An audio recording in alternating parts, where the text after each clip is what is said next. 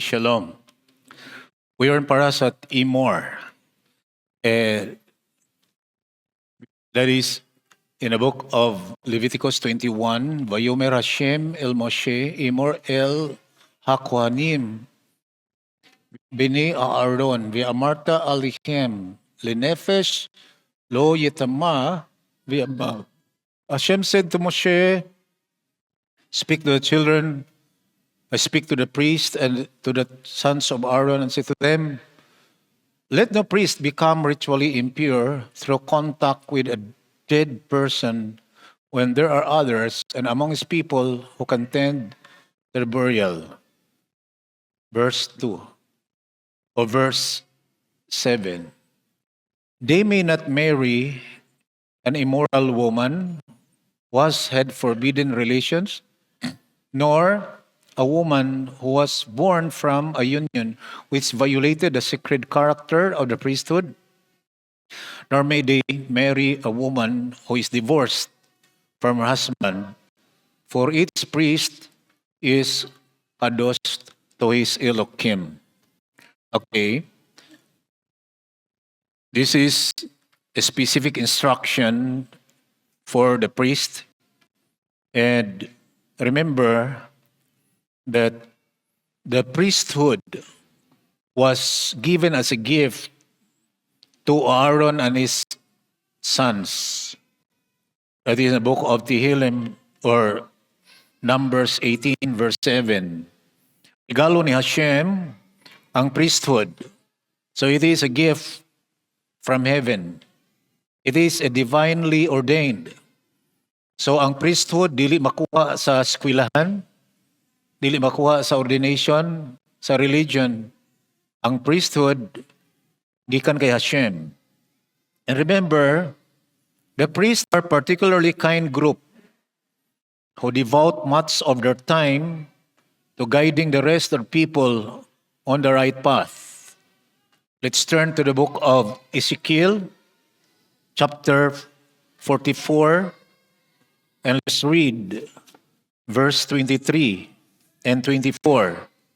It says, they shall instruct my people.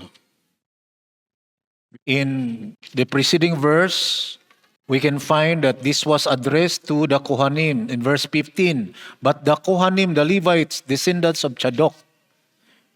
Verse 23, they shall instruct my people concerning the difference between kadosh and ordinary. Sila magtudlo sa akong mga katauhan may tungod sa pag-ila kung unsa ang balaan o ingon man ang ordinaryo, what is set apart and what is ordinary, and they shall inform them of the difference between contaminated and clean. That is tahor bitame. So unsa tong clean, unsa tong unclean. Ang mga priest mao ang magtudlo. 24, and concerning this agreement, they shall stand in judgment.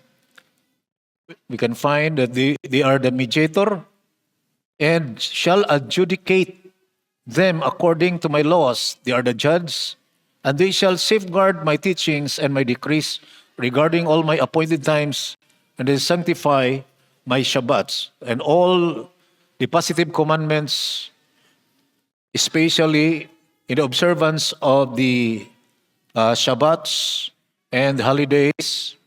We can find that this is a part of the responsibilities and obligation of priesthood, apart from their obligation to offer sacrifice, both daily and also the additional for festivals. That means the priesthood adunay talagsaon nga balaang function, balaang trabaho. And we can find in chapter 25, verse 13 of Numbers, that Hashem made a covenant with Pinchas as an everlasting covenant. So the priesthood is everlasting. That means it is generation to generation function. That means the prince or the priest must get married. Nagpasabot nga mga pari magminyo. And that's why you can find in verse 7, chapter 21 of Leviticus, they may not marry an immoral woman. So we can find nga magminyo jud. No, magminyo ang priest. Nagpasabot nga ang kaminyoon dili makapa guba sa pagkabalaan. That means ang physical union or intimacy dili makaguba sa sanctity sa marriage. Although doon na siya ay instruction sa previous Prussia, may tungod sa separation and then panahon usab sa intimacy, mag-menstruate ang asawa sa Madyo. Now, dili siya pwede gunitan sa bana. Doon na siya ay separate bed o bawal sila nga makig-contact sa time sa ilahang menstruation period. So ato makita na doon ay Torah instruction, specific instruction, kano sa sila mag-intimacy and then mag-separate. And ato sa makita na dili guba sa ilahang sanctity ang ilahang intimacy as husband and wife. And that's how we can find that they marry. Kinahanglan sila magminyo. Let's consider the very, very important lines in connection to this instruction.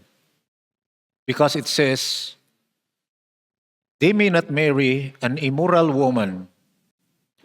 And the word immoral woman in Hebrew is zina, and zinot in plural, which is prostitute. Dili sila mga sawa o prostitute who has had a forbidden relations. Doon na siya ay relasyon nga bawal. Nor a woman who was born from a union which violated the sacred character of priesthood. Ni sa babae nga diin, ang iyang papa ug mama, ang ilang union is forbidden. That means, bisan og dalaga siya o virgin siya, pero anak siya sa forbidden relations, dili pwede pangasawon sa priesthood. Okay? Nor may they marry a woman who is divorced from her husband. Binulagan siya because there is divorce. No, doon ay divorce in the Torah. So kung doon ay babae nga divorcee, bawal siya pangasawon sa kuhanim o priest. For its priest is kados to his Elohim. Okay. In all matters of matrimony, or in all matters of the wedding celebration, panahon sa kasal, the happiness of the two partners is involved. Kalipay sa groom, o dili lang groom ang malipay, kundi hasta ang bride. In fact, in times of dancing, ang groom sayawan o makigsayaw sa mga men. Likewise, bride is also dancing together with the women. In fact, may nga messages na ingnon yun ang bride, you are the most beautiful woman today. Ikaw ang pinakagwapang babae. Why? Because it makes her feel good. Malipay ang babae na siya, oh, gwapa lagi ka eka. Gwapa ka eka. Mayon si Shamay, niya mamakak di ita. Yeah. Kung sa malang daw ato isulti para daw malipay ang kinasal. Insya. Di ba pwede mamakak? No, mayon kag you are the most beautiful niya, dili di ay. Kung saan man di ay, ingno na lang nga, tamis kay inyong cake. Something like that. No? So, malipay po siya. No? Kay tamis is the cake. Okay. Why is it necessary for the groom and the bride to be joyful during wedding? O nga no nga, ikaw po nga gi-invite sa wedding, dapat ang naa sa imong isip, imong lipayon sila. Lipayon mong groom. Lipayon imong bride. Una for the Jews, obligated ang tanang mga lalaki nga muapil sa kasal nga musayaw. Kinala mo sayaw siya. Ano, kay kung dili ka musayaw, supposedly di ka muapil sa kasal.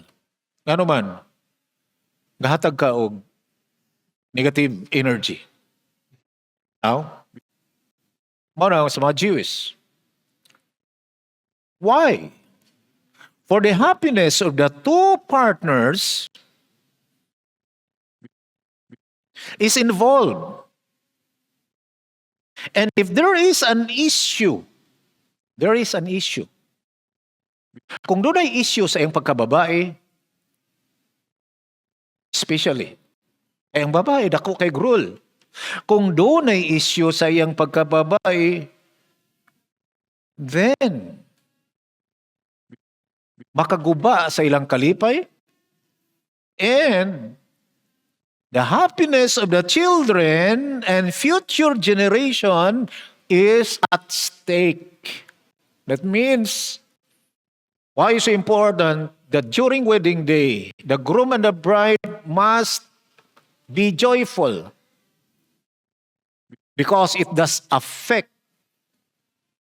not only to themselves, but to their future generation. Ang ilang mga anak o ang ilang mga kaliwatan maipiktuhan sa pain and sadness na kini nahitabo panahon sa kasal. Sad to say, dunay kasal nga kinaraan yung kaig batasan. Nga na nun manggawas ang mga maoy kaayong mga parinti. Nya makigaway sa uban. Makigaway po sa murag. Ang tuyo nila nga moapil sila sa kasal para lang magpasingit, magpapansin. When in fact, si bana ni Ruth nga si Boaz, doon na siya 25 ka anak babae o 25 ka anak lalaki. 50 tanan. Kanya, inigkasal sa 50 kakasal, matod pa sa messages. Wadyo daw niya inbitara si Manoah. Kinsa si Manoah? Ang papa ni katong kusgan, kisa to? Simpson. Ang papa ni Simpson, si Manoah. Ano man, kay nagkaanak lang sila, kay tagaan siya og anak ni Hashem. Naturally, wa siya anak. Okay, wa siya anak. Si Boaz, wala imbatar siya. Ano man? Walay blessing. Kung saan niya pag-bless nga, wa mo siya anak. How can I wish nga may Hashem bless you with children? And in fact, wala siya children. So, wala yung bitra. And the sages said, and you know what? Ang tingwinta niyo ka anak, pag humagkasal, namatay? Why? May mga messages. Ang hinungdan, tungod kay, wala siya ng gambitar ni Manoah. Uinong na nang iya po ng 50 ka anak namatay. Can you just imagine, 50 sons and daughters? Pag humagkasal namatay? Kaya ang rason lang daw kay wala imbitaras manuwa. Boaz was so protective. Gusto niya nga, ang kasal, ang mga bisita, walay laing interest. Gawas lamang lipayon nila ang groom and bride. Unang dili mo magpataka, panguhag ninong o panguhag ninang. Nga naman, tungod kay dapat ang ilang intention mao nga lipayon ang groom and bride. Dili pwede pahilakon, although ang inahan mo hilak. Kasagarang inahan mo hilak daw. Okay, panahon sa kasal. Pero dapat dili jud na manghilak. Nga naman tungod kay kung dunay gibati nga dili maayo ang couple mag-suffer ang ilang mga anak someday. Mag-suffer ang ilang mga apo. May Hashem protect us. Ug usa sa mga hinungdan nga dili magakalipay ang groom tungod kay dunay issue sa iyahang asawa. Dunay issue sa bride. Ug mao kini ang makapapugong sa ilang kalipay. Perhaps immoral woman or a prostitute. That means nana siya'y nakigrelasyon nga wala pa siya naminyo. O kung yun ana ang status, prostitute ang tawag ana. Or else, doon na siya'y forbidden relations. O unya nakaanak siya. Okay? Unya, ang babae, kini siya, bisan siya og virgin, kumo kay anak siya, sa forbidden relations, bawal siya asawahon sa kuhanin. Bawal siya asawahon sa priest. Next, ang divorcee. Ang babae nga binulagan. Isag legal ang ilang divorce, na-get. Pero dili siya pwede asawahon sa kuhanin. Kini siya, mga kaigsunan, muhatod sa connection, sa conclusion ni ini nga parasa. Ang conclusion ni nga parasa is in chapter 24. You can find in verse 10. Sugod sa verse 10. Doon ay usa ka tao, son of the Jewish woman, who was the son of an Egyptian that was killed by Moshe. Ini nga Egyptian mao ang gipatay ni Moshe, akatong iyang gilubong sa buhangin.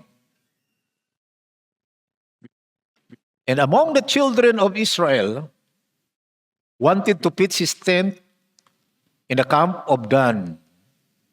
Tungod kay nagkampo-kampo na, diri ang tribe ni Shimon, Reuben, Reuben, Shimon, and then Levi, Dan.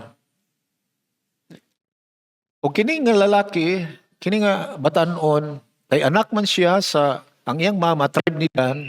So dito siya sa tribe ni Dan. But it says, and this son of a Jewish woman quarreled in the camp with a Jewish man who opposed his claim. And he went out of the court of Moshe, na korte. And it was ruled out according to the instruction of the Torah. Now, when it comes to tribal identity, it must be based on the father. Kung ang father Yehuda, kinahanglan nga, ang mga anak, mutawag sila nga, Yehuda sila. Bisan pa ang mama niya og Reuben. Kung ang lalaki Reuben, ang mama niya Joseph, Reuben gyapon siya. So kini kay ang mama Dan, karon kay ang papa niya Egyptian. Misulay siya sa pag-join sa tribe ni Dan. So gitulak siya. Awa diri. Dili man Dan imong papa, ang mama raman nimo. And then the man got angry. Unsay gihimo? Verse 11. Tungod siyang kasuko, the son of the Jewish woman pronounced the name of Hashem and curse. Yang gipronounce ang ngalan ni Hashem, which is forbidden, and then curse. Yang gitonglo. And remember, Hashem said in verse 15, Ish, ki yikalel Elohav, vinasa kito. Ish. It is translated as anyone who curse the name of Hashem shall be put to death. Ngano daw nga ish? Which is the Hebrew for man. According to the sages, because this verse was addressed to all humanity. The first ish addressed to the Jews, and the second ish addressed to the Gentile world, to the non-Jewish people.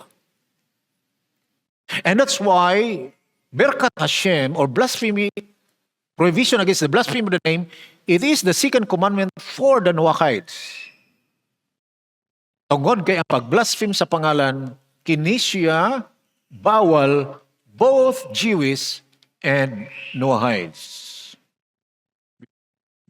And the question was this, how come? Nga miabot sa punto nga siya nag-curse sa ngalan ni Hashem. Tungod kay nasuko siya. Because of his anger. Tungod siyang kasuko. Remember, in Pirkei Avot says, that anger is equivalent to the sin of idolatry. Ang kasuko, kini siya katumbas sa pagsimba og idol. Ngano man, nga katumbas siya sa pagsimba og idol. Tungod kay iyang gidinay nga ang tanang event nga nahitabo nining kalibutan na, it is all under his control. That is divine providence. Hasgaka. Walay nahitabo sa kalibutan nga dili niya pagbuot. Og kung ang tao masuko, nga dunay nahitabo nga kontra siyang gusto, nagpasabot nga iyahang gidinay ang sovereignty ni Hashem o gusto niyang usbon. And that is equivalent of worshiping idols. And that's why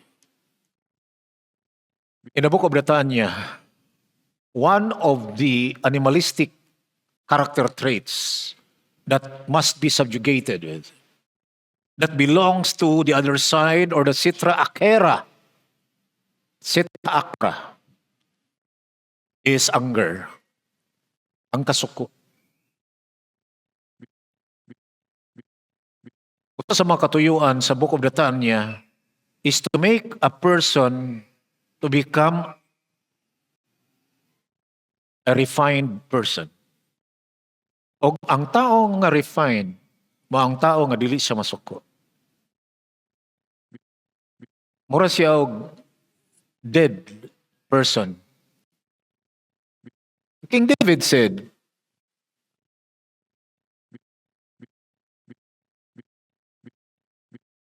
kay Hashem lang siya naminaw, o kang Hashem lang siya nagsalig. In other words, he did not listen. And he is not moved by the words and the commentaries of other people. That means, bungol siya. Doon ay counsel sa usa ka Jewish woman. Gina niyang babae nga bagong minyo. And siya, I will tell you the success of a married woman. Sultihan ko ikaw, unsan mahimo kang successful. Siya, dapat bungol ka. Dapat ang babae bungol. Once bungol ka, successful yung ka. Dili ka managinot ng mga istorya. Dili ka managinot ng mga ginagmayng mga na makasamok. Dapat bungol. Ayaw tagad sa mga istorya. You need to focus on, you need to fix your attention to your goal. Kung saan imong goal, dito ka focus. And I would say, not only for the women, but for the men. Dapat bungol ta para nga ma-preserve ta sa samok. Ingnaragod na inyong tapad. Ingnaragod nga dapat bungol ka, bro. Dapat bungol ka, sis. Now, kung di man ka bungol, pabungol-bungol.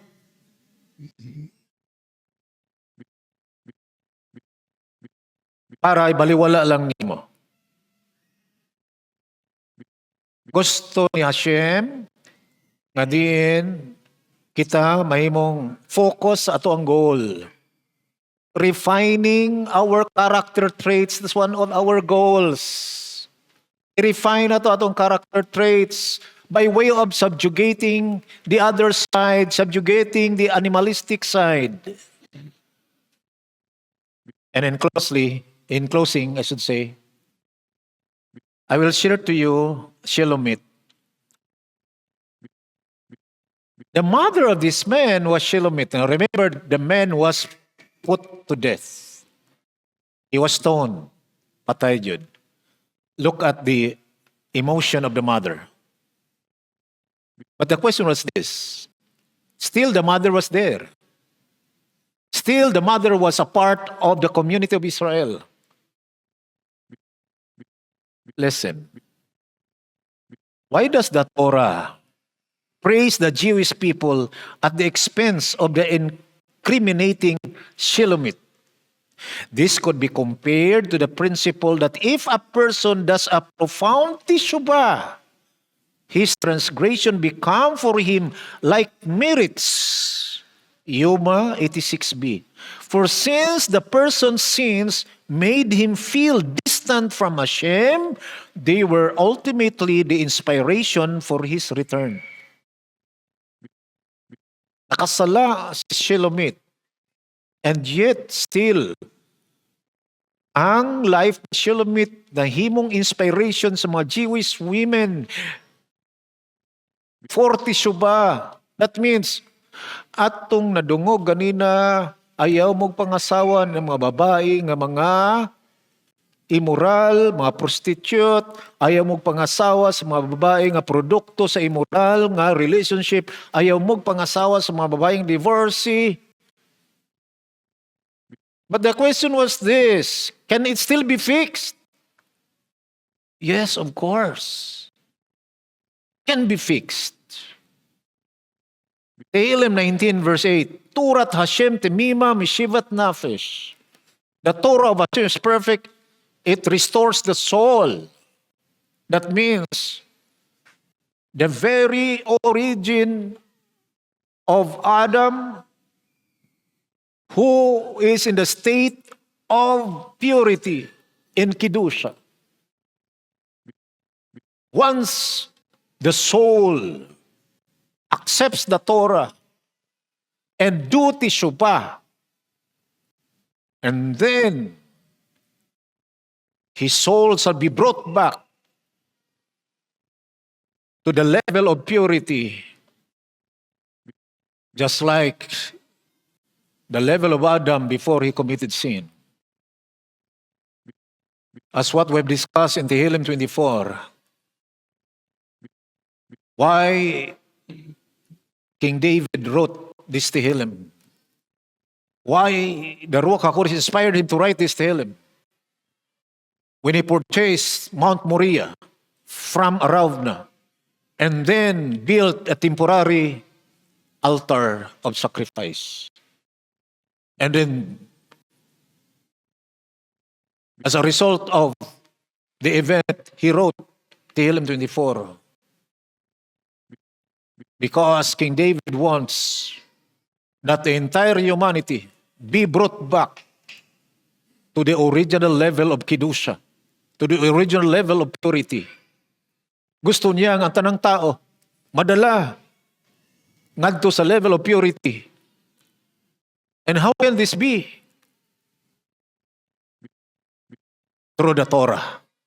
Because the Torah of Hashem is perfect. The Torah does not only say, this is forbidden. The Torah does not only say, this is evil. But the Torah also say, this is the good. Mauni ang imong himuon. Stay away from them and do this. Dahil sa kataon ng utana, unsa akong buhaton sa akong kaugalingon nga ako makaikog sala. The rabbi will always say, just perform mitzvah while you are still alive. Paghimog mitzvah, tumana yung mitzvah. Why? Just like Shelomit. Shelomit did teshuvah, and her life was the inspiration of all the women who encountered the same fate, who encountered the same situation. Kung saan man sa mga babae nga ma-fix iyang kaugalingon, nakasala siya, forbidden relations. Kung saan nga ibuhaton, we can fix. The Torah can fix every life. The Torah can fix every soul. Although there are type of sins that can only be rectified when a person dies. But as long as we are still alive, samtang buhi pa ta, still we have that great chance to do teshuvah and return back to the original state of Adam, which is that state of purity.